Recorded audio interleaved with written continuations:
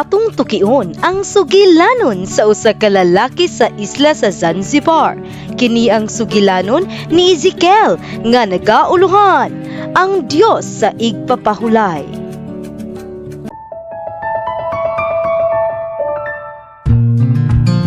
Niadtong 1986, si Ezekiel, usa ka Kristohanon nga nagpuyo sa Zanzibar, nakadawat og libro nga adunay uluhang ang tinuod bang adlaw nga igpapahulay mao ang Biyernes, Sabado o Domingo.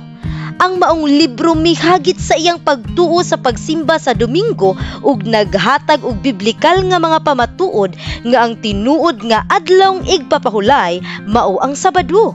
Tungod sa iyang pagkamausisaon ug kalibog, iyang gihisgutan kini uban sa iyang higala nga si Moses.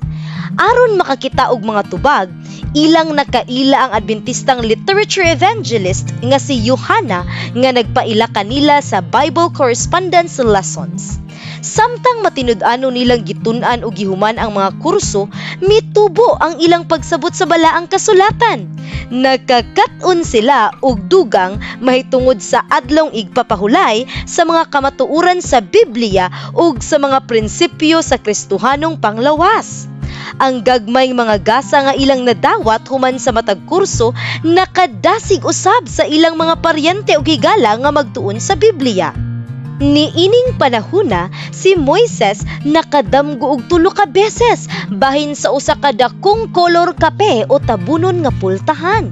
Sa ulahi, ilang nakita ni Ezekiel ang maong pultahan sa usa ka bag-ong Adventistang klinika sa isla.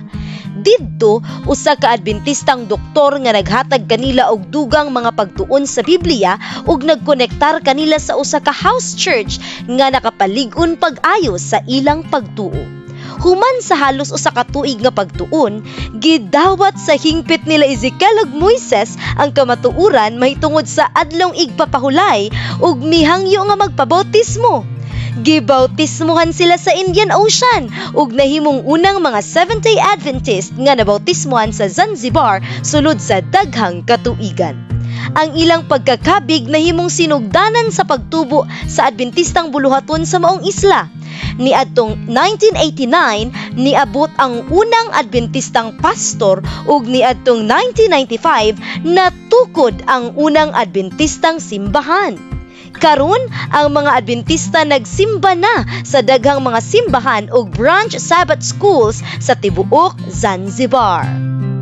Ang 13th Sabbath offering karon nga quarter makatabang sa pag-ilis sa mga karaang pasilidad ug sa pagtukod og duha ka moderno nga mga building aron mas daghang katawhan ang maabot pinaagi sa ministeryo sa pagpang-ayo ug sa maayong balita sa kaluwasan.